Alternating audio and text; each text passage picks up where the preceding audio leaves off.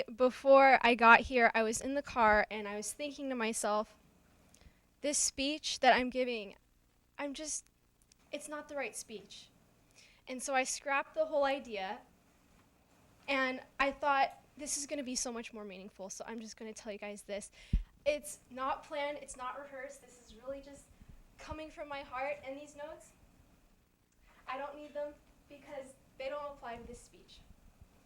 Today, I'm going to be talking to you about worthiness and how often we feel that our voice doesn't count. As I was on my way over here, I was thinking about this to myself. Does it really matter that I'm giving this talk? What impact am I really going to have? Why does it matter? Why do I matter? And I think that's something that a lot of us face in our life. When we're in school, we're sitting in that classroom seat, we're thinking, we're here, I don't know where I'm going to be tomorrow though. I have a lot on my mind. I had a friend pass away last month, and it really caused me to think a lot about the direction of my life. She was younger than me. And when something like that happens, you just have to think to yourself, what are you leaving behind? Every little thing that you do, you don't realize how big of an impact that it has on everybody around you. And I'm never going to forget my friend. She said some amazing things to me that just warmed my heart thinking about it.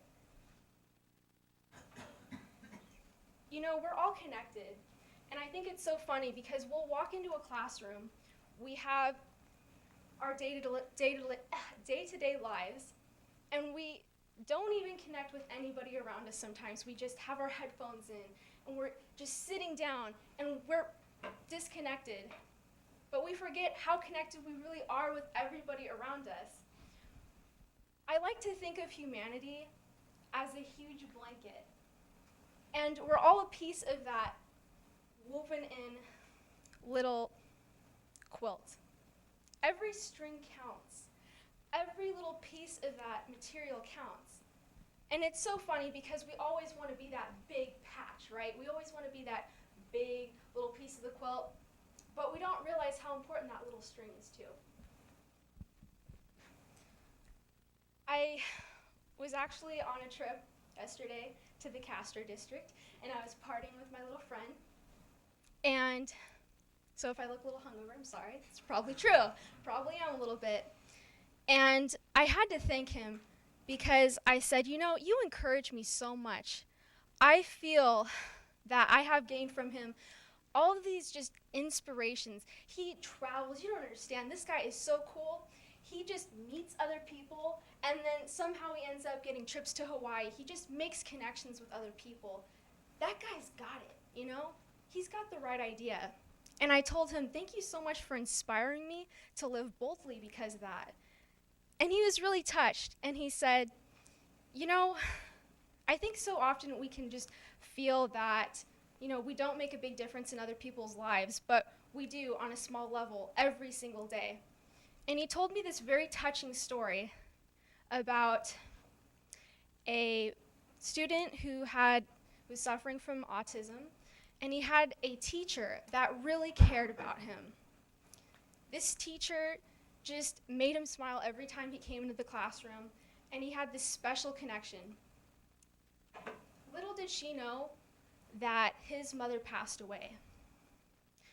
And he was going through so much, but he put on a really great exterior.